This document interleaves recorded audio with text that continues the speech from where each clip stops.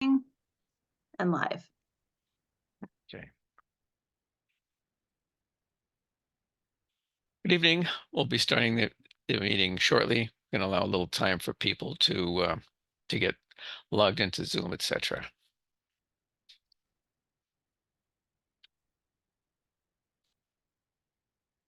And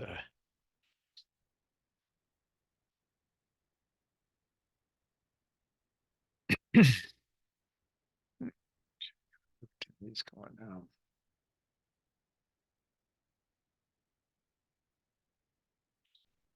All right. Got Need another few more seconds, and then we'll officially call the meeting to order.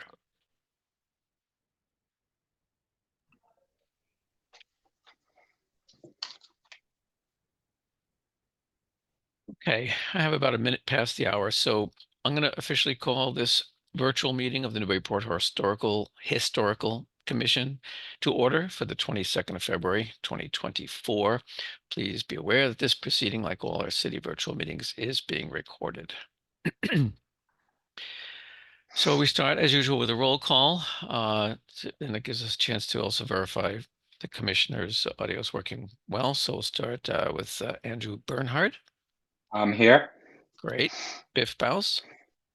Here as well. Okay. Chris Sartell. Here. Great. Alan Marquis. Here. Thank you, Alan. Ed Neumer. Here. Thank you. And Joe Morgan. Here. And myself, the chair, Glenn Richards, also here. Tonight, Alan Marquis and Ed Neumer are both alternates. They will both be voting members tonight, as we do have a couple of absences from the regular members. So thank you, Alan and Ed, for being alternates, so we can fill the roster. Mark Sandrone and Christopher Fay are absent. We also have Caitlin Sullivan running the meeting in the planning department. And I think Andy Port is either going to join us or maybe already on. I'm not even sure. So most folks are familiar with the Zoom format by now, but if and when we have a public comment period, which we probably will, I'll review the procedure for that at that time. It's a relatively short agenda. There's one demolition delay application.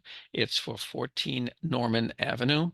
The applicant is MFG Ventures, and I think they have some folks waiting over in the attendees list there. Just to introduce this one, so we're all on the same page. And since that particular applicant is not familiar to me, they may or may not be familiar with the whole procedure here. They've only asked for a determination of historical significance. Actually, the way they worded it, I'd probably be more accurate to say they're seeking a determination of historical insignificance because they would like to demolish the structure. It's roughly about 75, or it's greater than 75 years old, suspected of being built around 1947.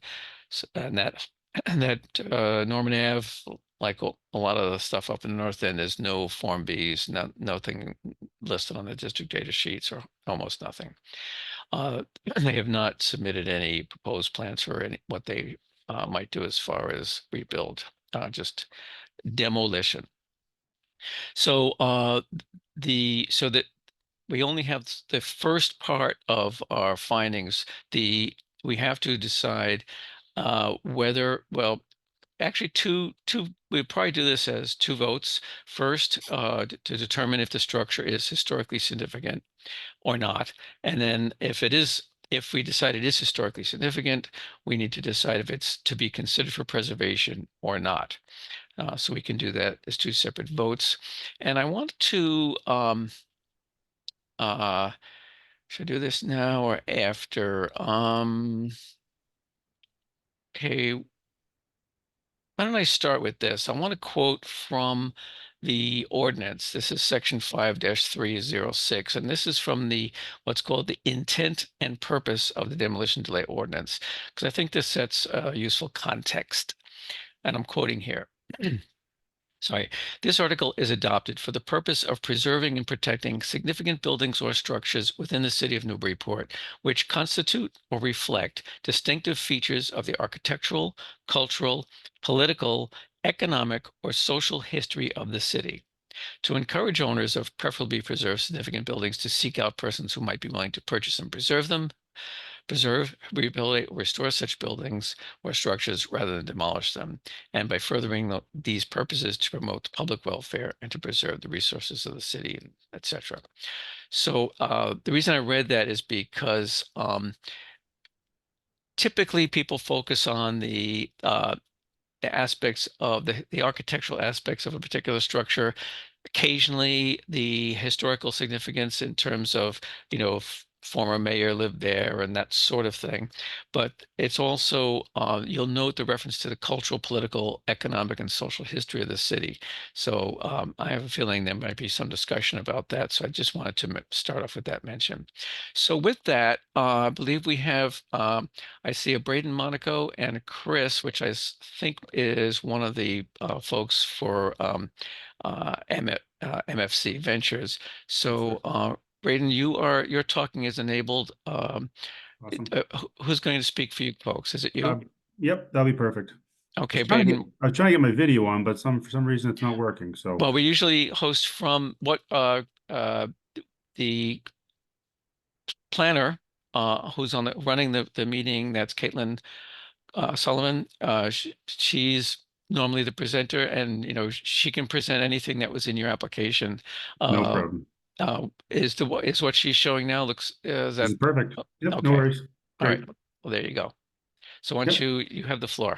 Of course, no, I appreciate it, Glenn. And thank you all for your time this evening. Again, Braden Monaco, I'm one of the managers and partners here for MFG Ventures. My partner, Chris Ferrant, is on the call as well. Obviously, we're here looking for a determination of historical insignificance of this property. I will say we were in front of you all a little over a year ago for 7 Norman Ave.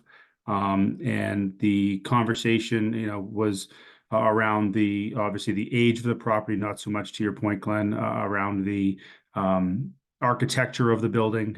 But obviously there's other things for discussion, I understand. So our goal for this property would be to remove the property, the unit from the property and rebuild with another single family home, as we did at 7 Norman Ave.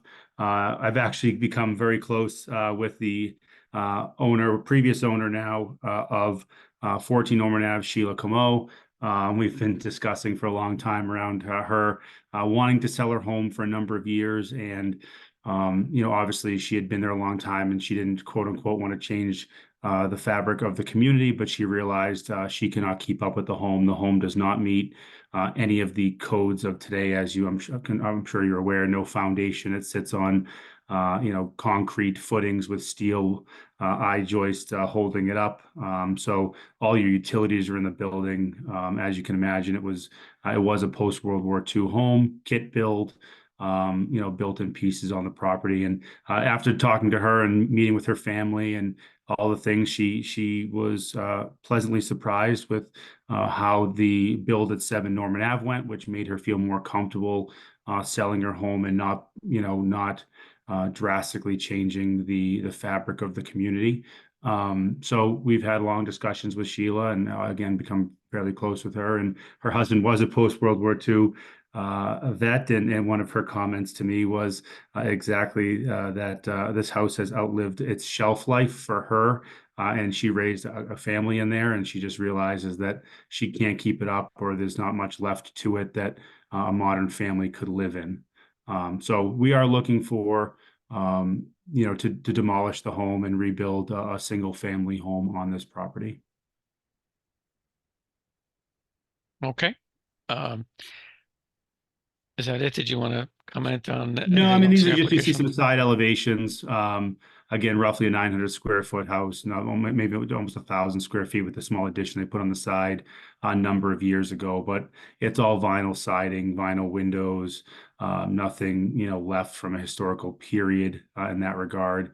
The goal would be, obviously, we're going to build within the constraints of the zoning with setbacks and such. Also planning on moving the home back. That's a large property here.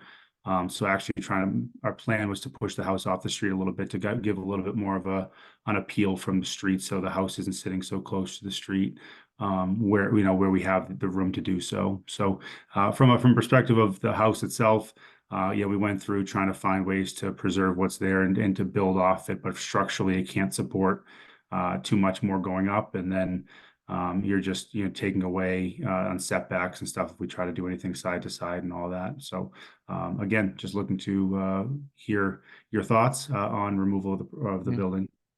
Okay, thank you, Braden. Caitlin, I see you've got comparable homes. That was one of the things they included in their application. In fact, maybe is this 7? That Is is this- 7, correct, sir. Yeah. So with it, I understand you don't currently have specific plans for what you want to do, but is this kind of along the lines of that? Yeah, we're the look that we're going to go for is a little bit more of a traditional kind of gable-ended farmhouse on the property, just 2-car garage. Most trying to keep the lot is a little narrower than required, so we'll have to kind of shrink the footprint front to back and try to build a lot of it out back so you don't see as much of it from the street. And that was the goal of pushing it off the street a little bit would not make the massing feel as large. But yeah, these are homes along the street. There's a couple of others there that have been built in the neighborhood or Yeah. such. So Yeah. Okay. Well, what I'd like to do is first, if anyone on any of the commissioners here have a clarification or a question for Braden, we can course. ask that now. And then I want to, I think there might be an attendee or two that would like to that may want to make a comment. So I'll allow a public comment and then we can have our deliberation and see what we want to come up with. Does anyone have have a question for Braden before we go to public comment? Don't see any hands or waving arms or anything. So, okay, I'll take that as a no. So, Caitlin, I'll open a public comment period. So the instructions are, Chair, if I could yes. just, I'm sorry. I was just kind of curious. I mean, this is the first time that I've ever voted on just historically significant. Is this something that is we tend to endorse? Actually, not even looking at the plans and not Right. even looking at the house. Right. I'm just kind of curious of our method. That's all. Okay, well, actually, Andrew, I don't mean to look like I'm correcting you, but in a way I am. Technically, you have because, you're right that usually we have a determination of historical significance, and then if we decide the house is preferably preserved, we go on to a demo plan review. So those are two separate Right. things, and in fact, in years past, the demo plan review would be at a subsequent meeting, wasn't at the same meeting. Okay. About a couple of years ago, they decided to tighten up the schedule because for the public, the demo plan review, it has to be publicly noticed, all the abutters have to be notified, and so on and so forth. So they decided they would do that even for this first part of the hearing, which is the determination of historical significance, even though it's not required for that, but do it anyway so that if the applicant has wants to get to that point, we can do it at the same meeting. So yeah, I know the ordinances are slightly convoluted, but anyway, so we're just going to take it to that first step. And if there could be a demolition, or put it this way, if we determine that it's preferably preserved, then the applicant would have to come back. They have with a demo plan, which would Right. include it. So, but it'd be up to them. Okay, so sorry about that. So what I was about to Fine. do is explain if there's a member of the public who would like to make a comment, what you do is raise your hand so we know what you do. Use the control in the Zoom application. If you're on the phone, I don't think there are anyways, they're on the phone, but it's *9 to raise a lower hand, *6 to mute and unmute. Anyway, once you hear your name mentioned as someone who's recognized, we'll unmute you on our end, and you'll need to unmute yourself on your end, and you can speak. And I do see a person with a hand up. Looks like Stephanie Nikitish. Did you want to make a comment? Thank you, Chair Richards. Can you hear me? Yes, we can hear you fine. Thank you. So the first thing I wanted to point out about this application is my understanding of the process is the application is incomplete. So an application for demolition includes a site map, which we don't have. It includes a description of the historic structure. Perhaps they didn't feel the structure warranted anything more than an exterior photograph. Fine. But it also requires, because they're claiming structural deficiency, it requires a structural report by a licensed structural engineer. And it includes plans for their changes. What if they can demolish this building, what do they plan to do? And will they need any other zoning permits to do it? So just on that note, that I think the application is incomplete, but then I did want to talk about the historical significance. So this is a building which is post World War II. Norman Avenue appears to me to have been laid out actually as one of Newburyport's post World War II streets. Many of the homes, including those that have already been demolished, were for returning vets. And this is part of the city's cultural, political, economic, and social history. And these buildings have been important to Newburyport's development as a city because they offered a level of housing diversity up until now. And some of those buildings still exist. I do believe they are historically significant as post-World War II construction. The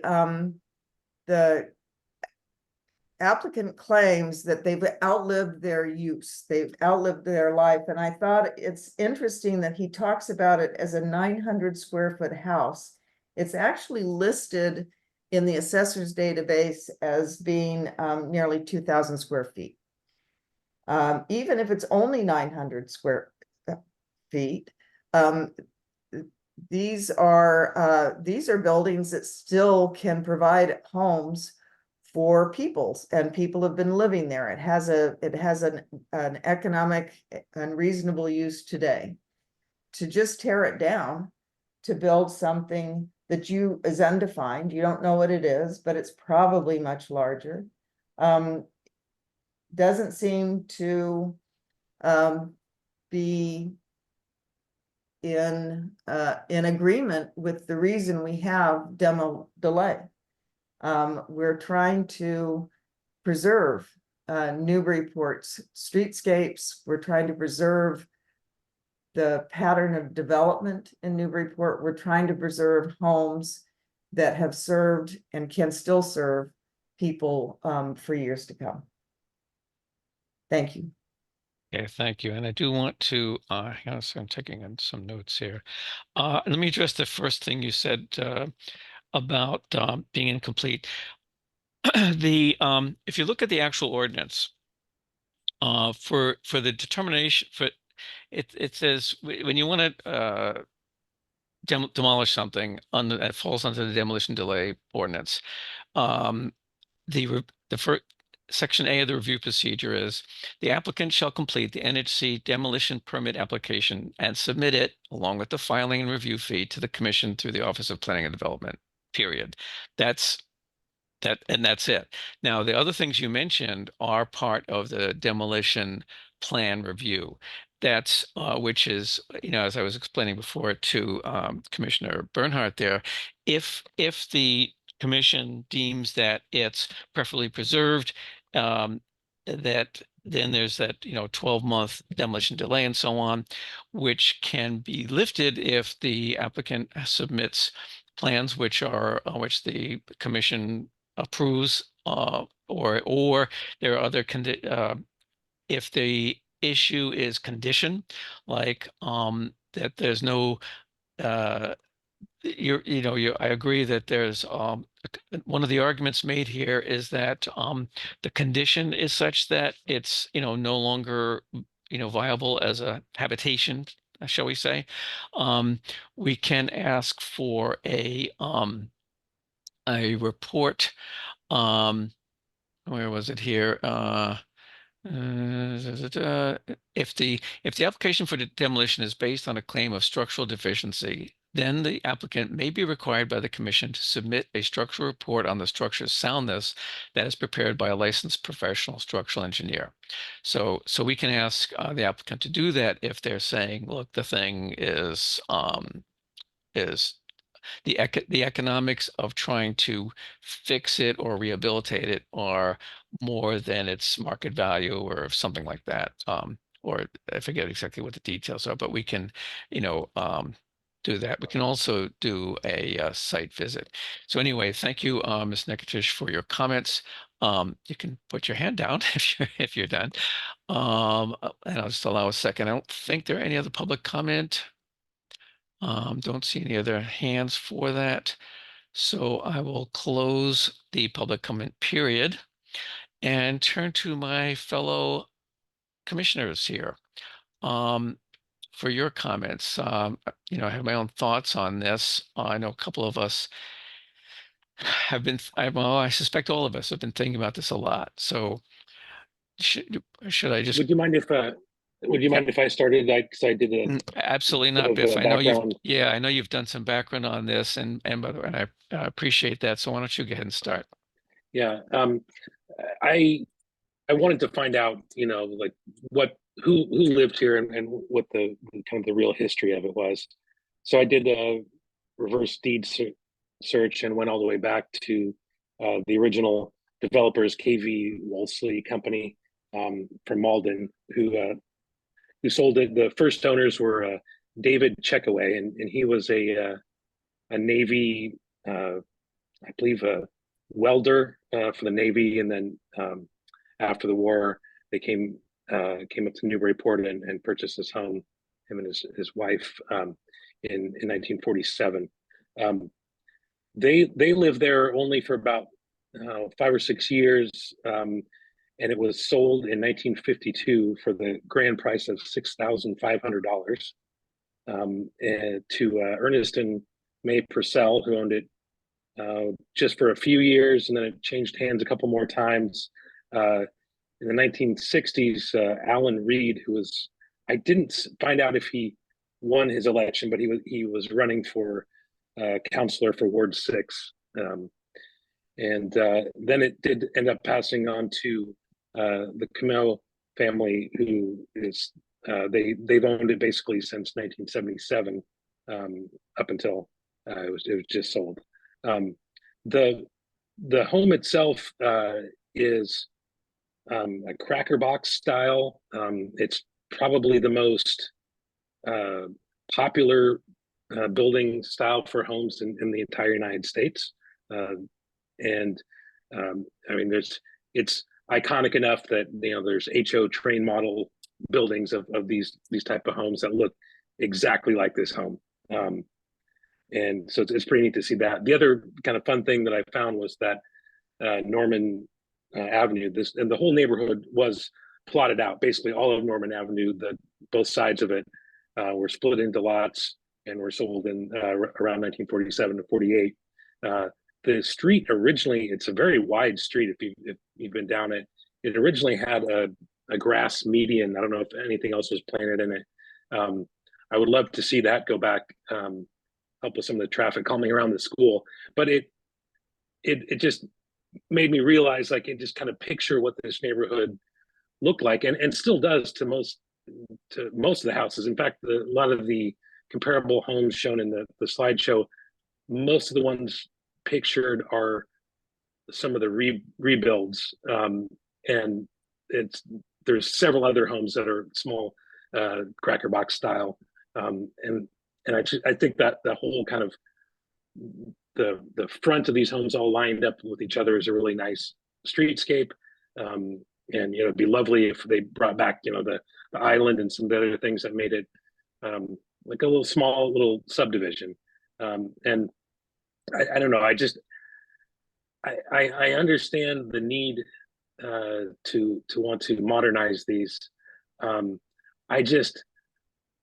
just really worried that we're just going to lose all these things, and we're like, oh, it's not that great, you know.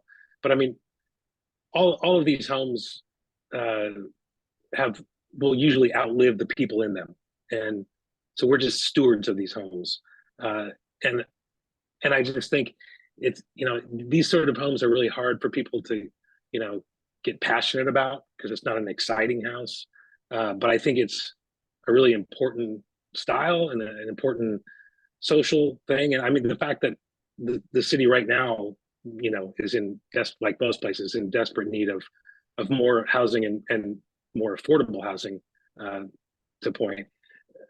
Just, I mean, I know that's not in necessarily a per se, it's more of a zoning board issue, but I think that there's something to be lost when we start tearing these homes down and replacing them with homes 2 and 3 times as big that are, you know, with giant garages on the front, which just promotes more cars. I mean, that's the last thing we need. So I just, all around, I'm pretty weary of voting to actually demolish this home. Mm-hmm. Thanks, Biff. I appreciate that. Should I just go around and pick people at random to speak, or did someone else have a urge to go first, or should I just I don't see anyone leaping to action. Why don't I, how about Chris Sawtelle? I know you indicated that you'd been thinking about this too. Hey, Glenn, it's Ed. I'll speak. Oh, okay. Go ahead, Ed. So Go right ahead. if your point is, I think you said the house will outlive the residents, but not forever. Right. So, you know, so I kind of grew up in a house like this. So it's a little sentimental to me, part of the first 10 years of my life. Three of us packed in there, 3 kids. And then the 4th kid came, we had to get out. But so the house doesn't outlive the resident. It's not really true. You're going to run into there'll be an intersection of a problem where nobody will want to live there, or it might attract people you may not want living there. I'm not in favor of, I know what you're saying as far as these, you know, such a significantly larger home, you know, with this large 2 or 3 car garage and God knows what, right? So I'm with you on that.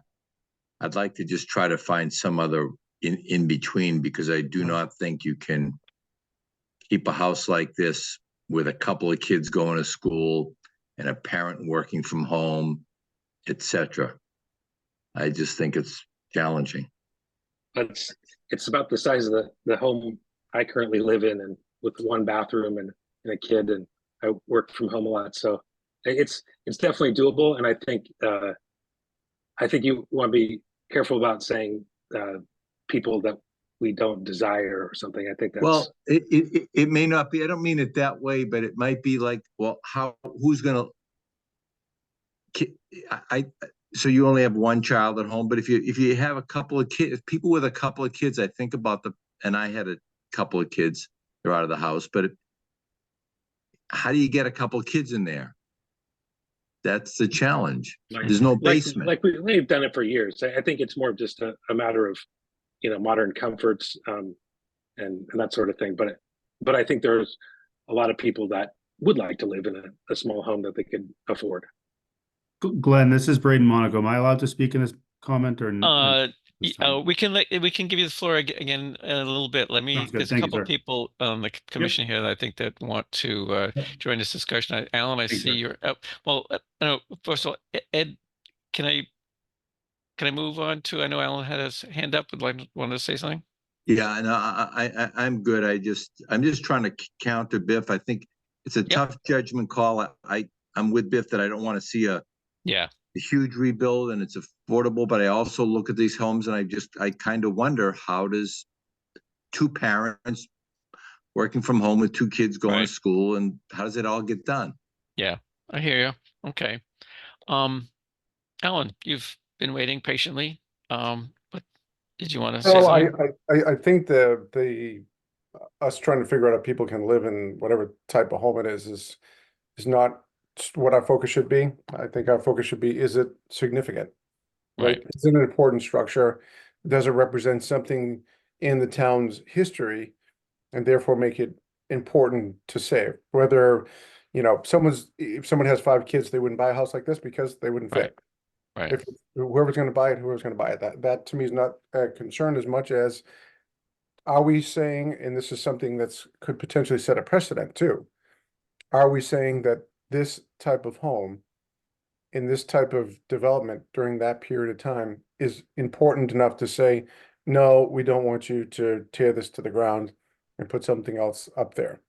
So that's that to me where we need to decide. And if that's the point, and we think, it's important to the town because it was the turning points after the war, soldiers coming back, and these developments were to help support the troops and the town and help the town move forward and the nation move forward and all this kind of thing.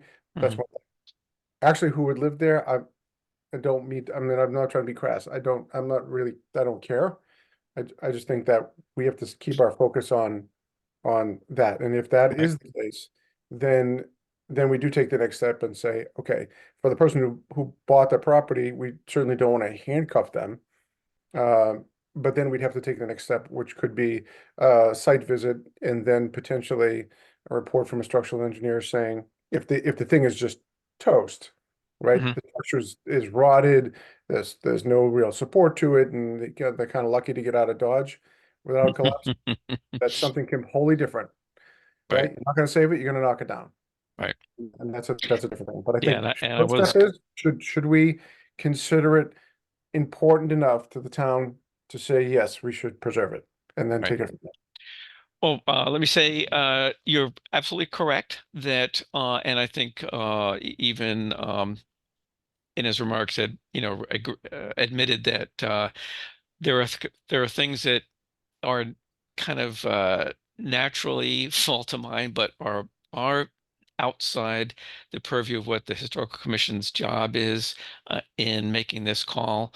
So you're correct that our focus is on its significance, and what makes this tricky is, okay, from an architectural point of view, its only real significance might be as an example of this very common post-war house, etc. Um, and but also the locale, the neighborhood, the that little cultural enclave, if you will. Now, that's uh, I'll put all that aside for the minute, and you have condition issues. And you mentioned site visit, and that's where we can talk to the developers here about that. We would probably have to. I would be fine with that. We'll see if they would agree to that, and that we also might need them to agree to um, waive the 30-day provision. The commission is supposed to make this decision within 30 days of the application, which was February 7th. So we'd probably need them to waive that to give us time to, meet them out there and see what for ourselves, if it's as poor shape as reported. I can remember one not too long ago out further out in the north end. I think it was Hardy Ave that uh, truly lived up to the description of being, just virtually falling down. This one, from the pictures of the outside, doesn't look like that. So I think the only way we could determine, at least get an idea, is by visiting. And if beyond that, if it needs, if there's still an argument that it's not structurally viable, we could ask them to get that verified by an engineer. Who else who hasn't spoken? Let's see. Now, Chris, did you actually speak, or did Ed sort of jump in? I jumped in, but Okay. that's okay. That's okay. Um, yeah, I went up and took a site visit just the other day just to take a look at this neighborhood. And I've driven past the neighborhood, not this particular street, a dozen times as my kids go to the Grassland. But looking down on the street, um, yeah, it's very, very typical post World War II. housing for the vets, pretty much so, as much of the north end is. Another noticeable feature on the street was not every house, but a lot of the houses are about the same height or roof line. Mhm. So when you look down the street, it's all the houses actually are the roofs almost match, including because it's down farther on the hill, number 7, which was built by friends here at the hearing. But more importantly, I agree with what Biff says about this, and I also appreciate his research into this, is that because something doesn't have historic detail or things like that are on it, we need to look at the houses for 2 reasons. We need to look at one of what they are now, and also what they were too. I think of looking at what it was in that time period, 1945 years plus, post World War II, was a very big time of building in the United States. Probably nothing as big as that since probably the Industrial Revolution. I mean, there was just like Levittown was built as suburbia, and a place in California and whatnot. There was these huge building booms to allow us to happen. And just to say that it's 1947 when we're used to 1847 or 1747, because it's 1947, we can't write it off as that there's no significance to it. We need to actually look at what it was once upon a time. That's Okay. I think, Joe, do you have any thoughts or comments that you would like to share with us? Yeah, I'm sympathetic with the desire to recognize this this vintage construction in the history of the city of Newburyport. And as Chris just mentioned, Levittown was also 1947, and it's probably still sort of it's the model, the icon of post-war suburban houses. It sort of created the model. But I think I'm really lean more toward what Alan was talking about, is that I think that going back to sort of a fundamentalist reading of the ordinance, we do have to clearly identify reasons that we would want to preserve this style home, because as someone else mentioned, it sets a precedent. In fact, I think Alan himself said that. It sets a precedent. If we acknowledge that that this home should be protected, then we're basically creating a moratorium on construction in Newburyport, because there's a lot of area, there's a lot of a lot of suburban area in Newburyport, which we're going to start seeing as land prices increase and zoning does not respond appropriately. We will see a lot more of this type of challenge coming before us and before the community, and how to create affordable housing on very large lots, but certainly is it going to remain in small bungalow style accommodation. The other type of building type that was innovative and widespread after the war was mobile homes, modular housing. And I mean, in terms of the typology, there's not a lot different in terms of the quality of the house, the materials, the construction. This is basically put up on posts. There's no foundation. But modular homes, there's really not much difference between those and a house like this, except, well, in fact, I'm not sure what the differences are. You still have hard plumbing and utility connections. You have to have that for a modular home, as well as for for a single family house. But I'm just saying overall, is this quality house the one is the type of house that we want to endorse as a historic property to accommodate future investors, future families who want to live in Newburyport. I think densification, a slow evolution toward R2 transitional higher density housing would be appropriate. I don't know how calling it this historical and preserving it is going to help provide future housing for new families and in a densification of Newburyport for to provide affordable and housing and more of it.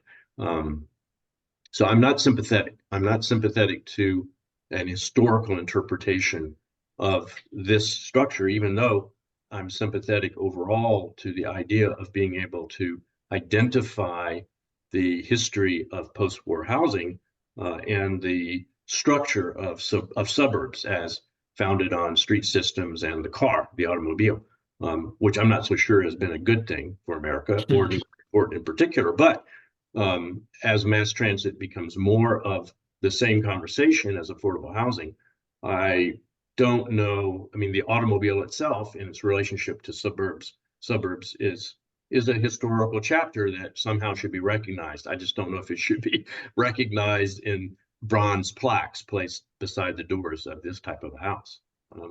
So that's my feeling. You know, thanks, Joe. And I have to say that you right after saying that, we need a reason that's consistent with our role as a historical commission for why we want to for whether or not we preserve this or declare this house significant and possibly worthy of preservation, kind of veered off into the discussion that's of affordability and housing availability and all that stuff, which right is not really, as we said a few minutes ago, is kind of a different kind of issue, but it to a certain extent unavoidable. So to me there's two real issues here. The condition. I think that I think simply I don't think being of relatively small size, 2,000 square feet is I haven't we have to look at the actual listing to see who's got the actual footage there. 900 does seem awfully small. I mean, I see there's got to be a second floor that I see a dormer peeking out there, and then there's the addition and so forth. So I don't know, that seems small.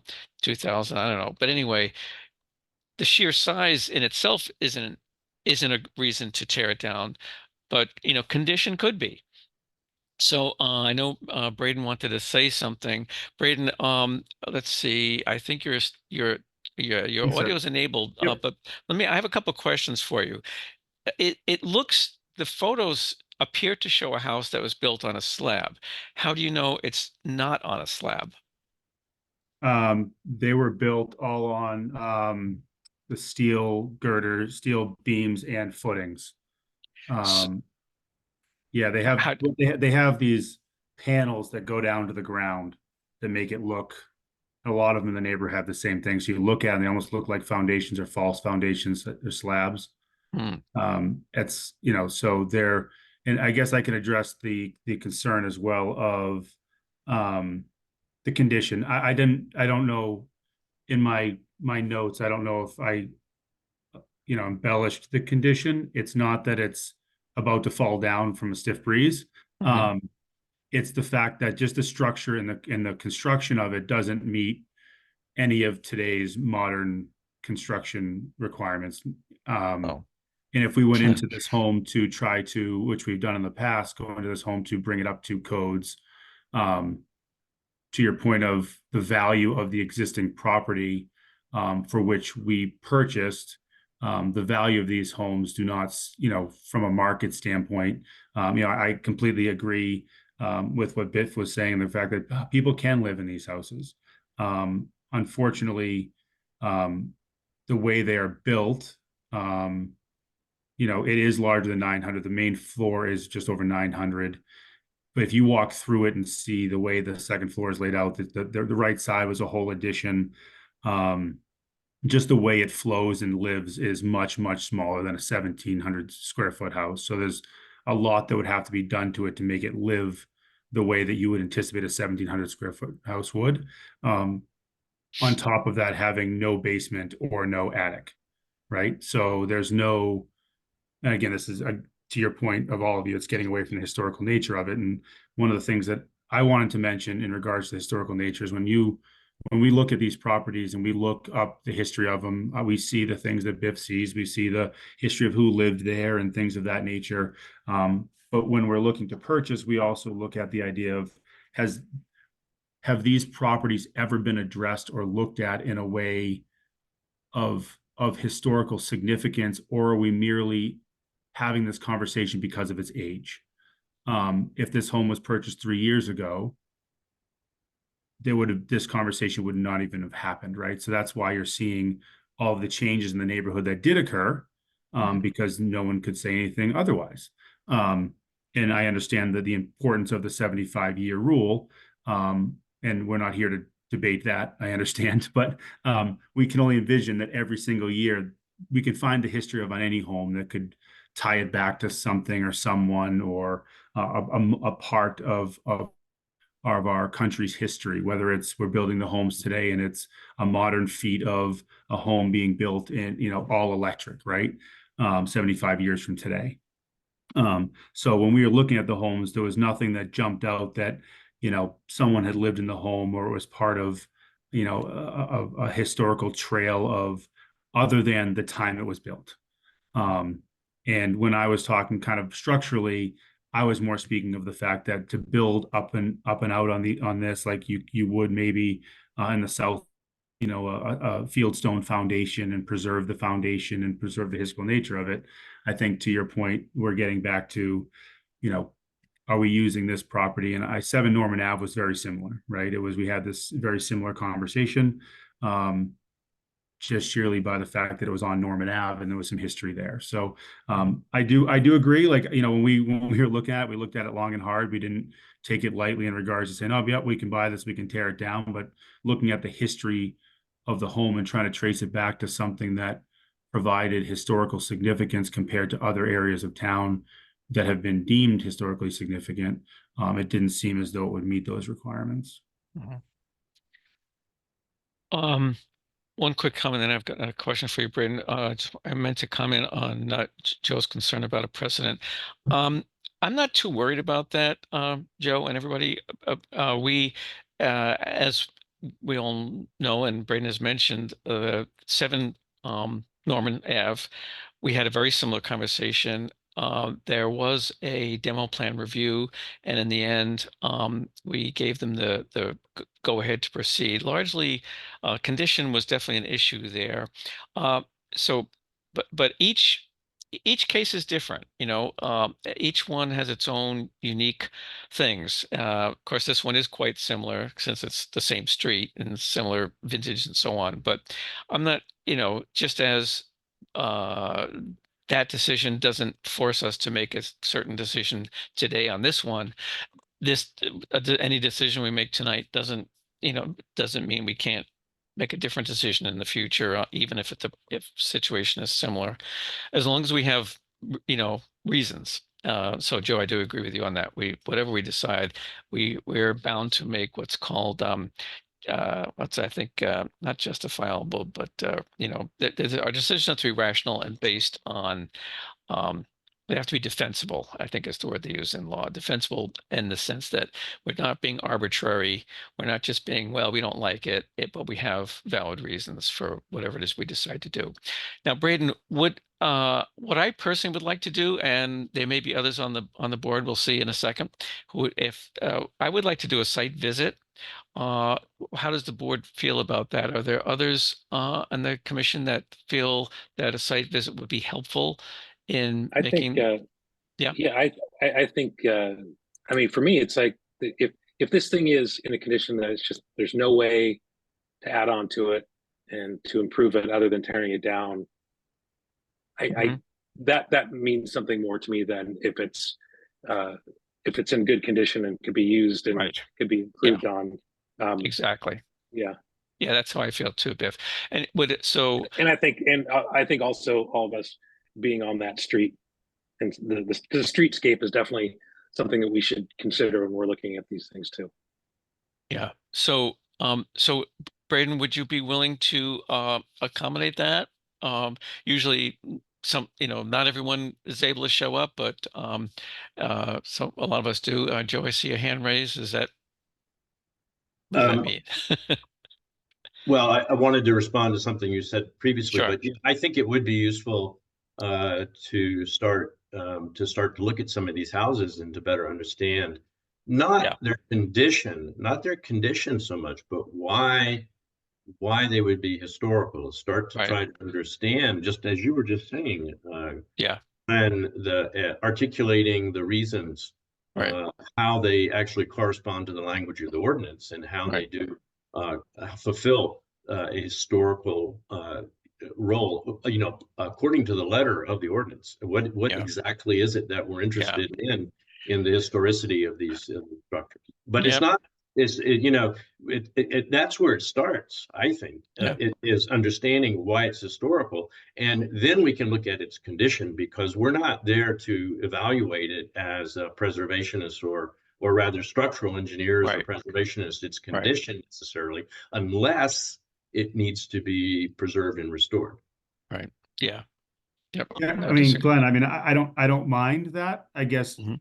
to the point that was just made, I am trying to wrap my head around the idea of it being the structure having an impact on it being historically significant or not, the condition of the structure, and Well, figuring out whether or not when you make it historical. I mean, so I'll give you examples of South End projects that I see happen on a monthly basis, right? And one that we were involved in. Structurally, the thing should have come down years ago. Mhm. It was holding on by a toothpick, but because of its historic nature, was required to be preserved, um, which is understandable. Now, when it's preserved, ironically, in those situations, when I think of it, other than the shape of the home and leaving a lot of old wood inside of the home, it doesn't look much of the same as what it was prior, right? Because a lot of times things are not, exterior is not changed enough to impact it. But I guess what I'm saying is that the structure, if we want to walk through it, I mean, I would venture to guess when you see it, you're gonna say, yeah, someone could live in this. Sheila has lived in this since, like you said, the 60s, and raised her family in it. She cannot keep it up any longer. That's why she came to us specifically. She walked across the street and talked to us. I guess I'm trying to better understand where we go from here in regards to deeming whether it is historically significant when we've already seen the fabric of the neighborhood change drastically, and these homes not being of, other than the time in which they were built, showing any signs of historical significance. well, the only way I can answer that is, let's see. One is that both you and Joe are correct that we are not qualified, nor is it part of our jurisdiction, so to speak, to make an evaluation of the structural soundness or lack of it. But to better answer your question, what's the point of going out there? I think it's very helpful to see things in person, to see how it fits in the context of that neighborhood.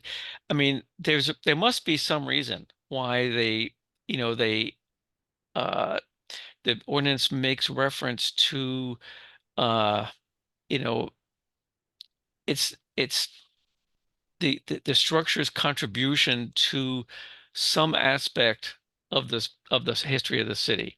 Now, here, I think we all can agree that in this case, this is not it's not an easy call. It's not clear that, oh yes, 100%, no, how could anyone possibly disagree, right? That we got to save it. On the other hand, I don't think it's a slam dunk that, yeah, it's expendable. So I just think that it will help us kind of firm up in our minds where we want to go with this. And don't forget, uh, if even if it, after that, we can say, you know what, we can decide it's historically significant as part of this neighborhood, but it's not doesn't need to be considered for preservation or not preferably preserved, in which case you can demolish it, or it can decide it is preferably preserved for whatever reason. What that does is it doesn't mean it can't be changed. It means that we need to see a demolition plan, which would give us a better idea of, okay, you want to demolish it. What's the replacement going to look like, and gives us a measure of reassurance that it's not going to totally change the character of that street. I drove down there this afternoon, and there were 8. You can see when we showed the aerial view, you saw the lots. They're all the same. There's like 8 on either side, so there's like 16 houses. Approximately 5 of them have been updated or altered, like including number 7, for example, or demolished and rebuilt, such that they're not recognizable as one of these cracker box whatevers. The rest of them are. They very typically will have an addition. Some cases, maybe more than one. Yeah, more than one, but they're usually fairly small. But they're still recognizable. So I don't know. If you're willing to go along with it, I'd really appreciate it if we could do that. And then at our, I think we should be able to squeeze that in between now and the next meeting, and then come back and feel more comfortable making our final call on this. So the only thing you said you're willing to accommodate us, and I do appreciate that. The only thing you'd have to do is, we'd have to set up a date. It's usually on a weekend. And now, is Sheila still living there right now? She is. We allowed her to stay in the house as long as she needed until she can, get Okay, everything so together. you may want to I can coordinate. Yeah. So how many, let's get at least an idea of how many folks would be involved in this. Can maybe people who would. Glenn, do you mind if Yeah. I make one quick point? And this Yeah. might be completely out of left field, and I'm actually just Sure. I'm curious as someone that's invested my resources and our resources in kind of expanding, the footprint of Newburyport over the last 4 or 5 years. When you look at a house like this and the going rate to purchase a property of this caliber, and in its condition, and I would argue, if she didn't want to sell it to us, she probably, honestly, I had this conversation with her, she probably could have gotten more for it. But she liked what we did. She wanted us to be the ones that built it because she got to know us and coming to see us build a house and all those things, whatever. My question is, at what point, when you try to preserve a house like this, does the value of the home from a resale perspective not warrant the actual property itself, right? Mm-hmm. I don't know anyone that would buy this property and come and live in it for the price that we paid for it. Right. And I think that there's like this might not be for you guys to figure out or even a comment, but I just think about the cost of these properties now because of the cost of land in Newburyport in itself. And you think about affordability, and even to build something and restore this and try to make it affordable. In the argument of affordability, it's still not affordable. If you're looking at, federal poverty levels and things of that nature to create affordability. So it was just an interesting thought of when you start, having these conversations around homes like this, when, if you may have been in your house a long time, but for someone to come and buy this at today's rate, I can't imagine anyone that would spend that kind of money and come and live in it, without having to do substantial renovations and extensions and additions. So, just a thought that, when we're looking at these properties, I'm like, what else can you do with them? Because of the pure value and the cost of the purchases. Sounds like, let me see if I can sum up what you just said to make sure I understand it. That because of the cost of real estate in general in this particular city, that and the environment in Newburyport as a whole, and the condition of this particular size and condition of this particular property,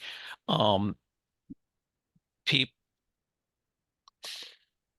there's an expectation that, someone's not going to want to pay the premium, the Newburyport premium, let's call it, just to live in a place that, looks like it's stuck back in the 70s or 80s. Is that kind of a fair Yeah, I mean, I statement? somewhat. Yeah, I mean, I'm just kind of looking at it from a perspective of for the cost of $600,000 or $700,000 that these properties are going for nowadays. People can't just, they just can't afford them to keep them in that condition. And I thought more when we were talking to Sheila through this and working through purchasing her home. I thought if this does get deemed historical, and this again me speaking large scale, the value of the other homes that are this size in the neighborhood completely plummet because they're just not right. So Sheila, if this was historical, let's say 7 Norman Ave was deemed historical, and then she went to sell this home, it's worth a fraction of what it's worth if it's not historical. And that definitely certainly impacts her ability to move on and live elsewhere or retire, her kids and whatever she's built generationally with these properties. So it's just something that I thought about when I was, talking with Sheila about, because she wanted to sell it years ago and she couldn't get enough for it. And now the market values have gone up and now's the time to sell because she'll have enough money to go live somewhere else and give her kids some money and all these things that she's dreamed of doing. But then if it was, if this is deemed historical, the person next door that has the same ambition, which we've talked to a few people, that their houses aren't worth a fraction of what they're worth if they're. Well, I would have to disagree with you because don't forget, and you should remember this, 7 Norman Ave was deemed historically significant, but that wasn't the end of the story. We went through the review and, it ended up being demolished for various reasons, but it wasn't, I don't believe it was. I believe it was, we went one meeting. Maybe okay. Maybe I'd have to go back and look. You might be right, but my thought still holds that just deeming it historically significant, it doesn't necessarily mean it's the end of the world as far as doing anything with it. Joe, I see you raised your hand. Did you want to comment? Yeah, well, I'm just thinking, when we do designate something that's historically significant and put a demo control on a property in the north end, south end, in the really historical suburbs of Newburyport, we typically, those projects come with an addition, or they want to be expanded. Even the large Federal and Gothic Revival style homes of Newburyport, the ones that have the true pedigree, they're usually coming to us because they want to make an addition. They don't want to, they don't want to tear it down. I mean, I could certainly see on a piece of property this size that, you could build something behind this house and expand it. But what would that look like? And what would be the contrast between the historical, what was the term that Biff used? Cracker box. Cracker box, right. So you've got a cracker box, and then you've got an extension in the rear that probably can't exceed the height line of this, but still you could do a pretty nice addition in the rear that would have, a basement. It might have an additional 3,000 or 4,000 square feet on the lot, but and it would attach to a cracker box facing the street. So you could expand this and you could make it a desirable property economically, commercially, but you would have to add value. I mean, I think that's what Braden is saying, is you can't sell a property at the bid rent rate without adding value so that you could attract purchasers. And that's what you'd have to do here too, I think. Yeah. Okay. Yeah, I don't disagree. So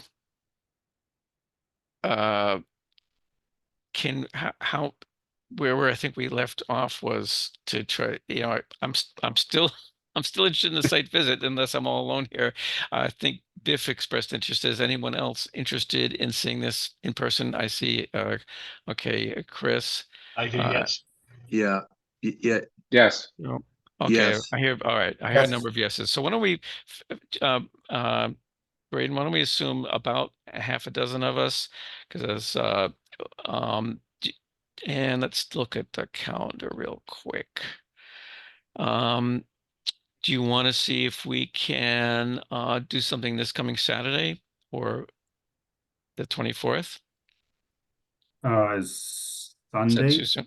I'd have to check with Sheila to make sure we can Yeah. get in, but Okay, Sunday would be better. better. Okay, Sunday morning might be doable.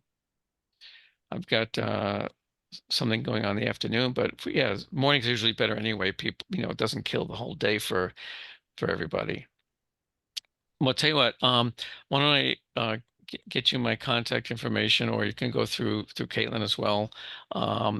Do you why don't you speak to the owner, Yep. the resident, see what we can do, and will those people who spoke up, do you think most of you can spare a half an hour or so on Sunday morning? I'm seeing some not okay. Yes. Yeah, so Sunday Yes. morning looks like a good first target, put it that way. All right. And Caitlin, how do we do well, actually yeah, we probably will need the waiver, because let's see, our first meeting in March would be probably wouldn't be to the 14th, so that's a week over the deadline. So we would need to have the applicant sign that waiver to give us the extra week to make our decision. Okay, Brady, you understand what I'm talking about there? Yes. Yeah, okay. Okay, sorry. So I think I want to move on for now, unless anyone has any urgent things they want to say before we do move on. But let's follow up. We can do it via email, telephone, whatever. I'll, between myself and yourself, Braden and Caitlin, we'll see if we can't get this thing set up for Sunday morning at some reasonable hour. And we'll take it from there, and I'll ask Caitlin to put it on the next meeting's agenda, which I believe, correct me if I'm wrong, I think would be the second Thursday, which would be not March 7th, but March 14th. Is that right, Caitlin? Yep, you're correct. Okay. All right, Thank you all. you. Yeah, I thank appreciate you. it. No, I appreciate your comments and thinking through the process, and hopefully we can come to a resolution here. Thank you. Okay, yep, Thank you very that's, well, one way or the other, we will. It is what it is. Okay, Thank you, guys. thanks All for right. coming in Thank tonight you. and working with All right. us. Thank you. Bye-bye. Okay, let's see if we can whip through the rest of the agenda here. And thanks everyone for your comments. This is a tough one, I have to admit. And well, he's left, so we'll save that for another time. Okay. So we did not take a vote on that one. Now, we move down to the next item on the agenda. Andy, do you want to there was an update from Andy, or I could do it. I believe it was about a CPC project being withdrawn. Do you want to fill us in on that? Yeah, sure. Thank you, Chair. And if it's all right with you, I'm just going to share a screen for just a second. Sure. We got a letter from Kim Turner, who's the manager of special projects for the mayor, is doing the Bartlett Mall project, as I think you all know. And this letter, which we just wanted to, because we just got the letter, I think, a day or two ago, so it wasn't sort of added to your agenda, just based on coming close. So just wanted to bring it to your attention under other business. We can, talk about it obviously further going forward, but in essence, this letter just notes that the project has been put on hold temporarily. They're looking for additional funding based on bids coming in higher than expected or hoped for. And so they're looking for additional funding. They want to maintain the permits that are in place for the project, but seek that additional funding and then hopefully pick up where they sort of left off, depending on when that is. But thank the commission for assistance and review and so forth. So again, I'll defer to Kim, but we just wanted to bring that to your attention. And I think a similar letter is going to the CPC and the council relative to the sort of withdrawal, so to speak, at least temporarily, of the bond that's been approved for that. Okay. Andy, would I be correct? My impression is that this means that at this time, there is no active phase or project underway for the Mal or Frog Pond. Well, with one caveat perhaps, and Caitlin, feel free to chime in here as well if you want. There are a couple of different attempts and sort of sub projects that have been contemplated or approached, for the Barlow Mal and Right. the Frog Pond. So I think part of what Kim is looking at is whether or not we could do certain portions of work up there, anything sort of necessary to further things, whether it be for the pond or the fountain or the some of the other improvements. I think that's being assessed, but so what I don't know is whether or not any of those smaller pieces may be able to be mobilized, but obviously the larger project would not be able to proceed. So the structure for the pump house and none of that would be able to proceed. But I think there is at least an attempt to try to see if smaller scale work, perhaps related to the fountain, for instance, could be done sooner. But that is a question of phasing and all that. So yeah. And one last question. This is really I'm stealing this question from Joe Morgan, really. There was a number of us were confused about it seemed to be applying for quite a significant amount of money for this fountain restoration, and it wasn't clear if it was if that was the total or if that was in addition to what had already been awarded, which was also quite a significant amount of money. Do you happen to know what the story is with that, or is that a question for Kim? So I'm not sure. Maybe I'm missing what you're referring to here. I know that, so for instance, the letter here, there's the note about the 2.57 million, right? And I think that there's perhaps an expectation or hope that a possibly higher number that might be reallocated, so to speak, to the project, should they be able to secure some additional funding to fill a gap or a portion of the gap. Let me be a little more clear. So the first paragraph talks about the big project where that's like huge. So that's all right. But then the second paragraph is we're also pulling our request for the Swan Fountain restoration. So that's what I'm talking about now. I don't know whether Caitlin, who's it might have had a little bit further exchange with Kim about that. And again, most of these questions ultimately would have to go back to Kim, I think. But I don't know whether Caitlin, if you're able to clarify any of that on the other pieces, that I know we had some other exchange with her about the other portions, but I don't know if you can add anything to that. No, I think Kim really needs to be the person to speak about this. It sounds like she wants to keep the existing grants that she does have related to the Swan Fountain restoration, but is rescinding her request for this year. Kim said she was happy to come and speak perhaps at your next meeting to give an update of the overall project, if you would appreciate that. Okay. Yeah, that's my understanding as well. And I think although I didn't pull up here, the CPC letter that she had sent, corresponding CPC letter, I think made reference to those projects and wanted to sort of retain and proceed along with those to the extent that it could be, like I said earlier, question of phasing and obviously timing a bit still in their court, so to speak. Okay, yeah, there's a lot of, I guess the whole thing is kind of a stay tuned situation. All right, thanks, Andy. Sure. Is that it?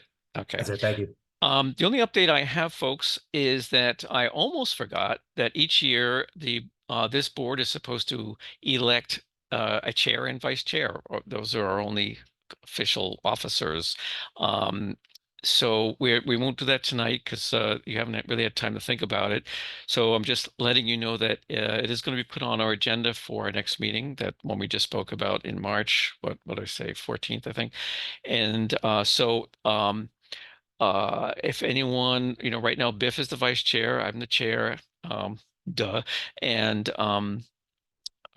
you think about if you would like to throw your hat into the ring. I think, it's, I don't know, an election. Typically the way it's been working, and as long as I've been on this board, is that some people whoever is willing to do the job, who hasn't taken two paces back and is still standing forward, someone will make a motion that so and so it makes a motion to elect so and so to be chair or vice chair, whatever, and then there's a vote on that, and so forth. So we'll deal with all that at our next meeting. But if you're interested, I don't necessarily have to be the chair. I think I'm willing to at least do it another year anyway. If I'm requested by popular demand, as they say. But anyway, think it over, because it doesn't necessarily have to be me. And I certainly want to thank Biff for his service. He's been doing a great job, and I hope he will consider either being chair or vice chair for the next year. So we'll see how that all goes. We'll have that discussion next meeting. So that was my only update. The only other things on our agenda are, unless someone wants to bring something up, we do need to approve the minutes from last meeting, which was February 8th. Is there a motion to approve those? Yeah, I'll make a motion to approve the minutes of 2/8/24. Okay, wait a minute. Which ones are you moving to approve? February 8th ones. Yeah. Yeah, And that's okay. what we're approving, right? Yes, February 8th, correct. Oh, okay, you said 2024. For some reason, I heard like as if it was February 24th, because the audio was a little jivey there. Is there a second? I'll second. Okay, was that Alan by any chance? Yes, it is. Okay. Okay. So, Andrew? I wasn't here. Oh, okay. So I'll I make wasn't you here. abstain, right? Okay. Abstain. Yep. Biff, you were here, right? Yes. Okay. And yes. Mark was absent. Chris Sortel, you were here, right? Yep, and that is a yes for me. Okay. And I think, well, Christopher's not here. Alan, Alan, you were here that last meeting, correct? Yes, Yeah. You approved the minutes? I do. Okay. And Joe? Yes. Okay. Ed, you were absent, I believe, right? And a chair is a yes. So that gives us 1, 2, 3, 4, 5 affirmative votes. And the motion is passed. So those minutes are okay. And thank you, Gretchen, did a nice job on those. Anyone have any other business before we make the call for adjournment? See no hands, see no gestures, although I can't really see everyone at once. So, but anyway, okay. And is there anyone opposed to adjourning the meeting? Going once, going twice. My favorite time when I get to say, without opposition, the meeting is hereby adjourned. And I thank you for your participation. And that's noted in the minutes as a unanimous vote to adjourn, I believe, which is what it is. And thank you for your time, your attention, your Actually, thoughts, yeah. your opinions. What was that? Was that Gretchen?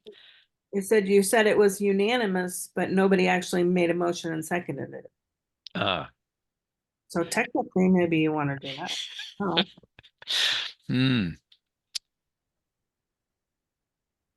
Okay, but would You someone need like to make a motion to adjourn? I'll make that motion. Thank you, Second. Biff. Oh, I didn't catch. Oh, I think it was Chris, right? So Yes, it was. all right. So the motion to adjourn. Is there any member opposed? So Gretchen, does that mean that all are in favor? Yes. Okay. You may Oh. adjourn. All right, maybe we'll just do a roll call next time. Maybe I'll go back to that. I'll end this nonsense. Well, thank you all. That still goes. I do appreciate your time and attention, your thoughts and your opinions. I love it all. Thanks so much. And I bid you a good night. Good night. Thank you. Folks. Guys. Okay. Good night. Thank you. Good night.